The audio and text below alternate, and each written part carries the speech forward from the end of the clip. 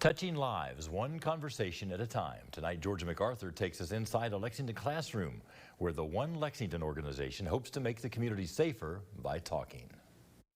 ONE Lexington Devine Carama says it starts in the classroom. He says often kids who get involved in gang activity don't necessarily see other options. Why, when you are on the playground or running around in the street, do you say gang, gang? Director of ONE Lexington, Devine Carama, spends the day in the classroom, leading an effort to prevent youth violence in Lexington. You know, just the impact that language has.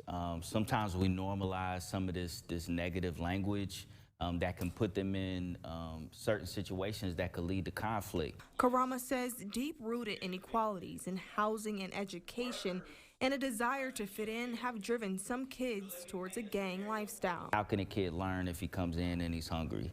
How can a kid learn when he comes in and he's mourning the loss of a loved one due to gun violence, or he's being abused at home? Y'all my mentees. I would die. Now let me erase that. I would live for you. The gang affiliations track friendship ties, school ties, and family ties. And Carama says he wants to be the leading role model for his mentees.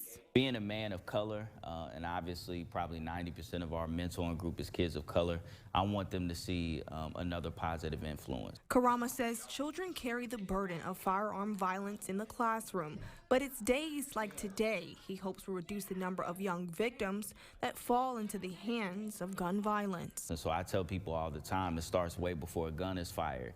It's in the language that we use. It's in the disparities and barriers that families have. It's in the lack of mentoring and positive influences. You know. And Southern Middle School is one of several schools that Carama says he attends to help build a bridge between the youth. In Lexington, Georgia MacArthur, Fox 56 News.